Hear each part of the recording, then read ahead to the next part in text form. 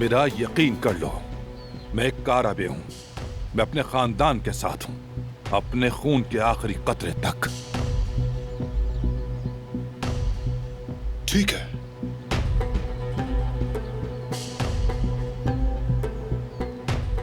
बात अभी खत्म नहीं हुई। आप पर नजर होगी। जरा अकल से काम लेना, अच्छे आदमी बन जाएं और चुपके चुपके चालें मत चलें।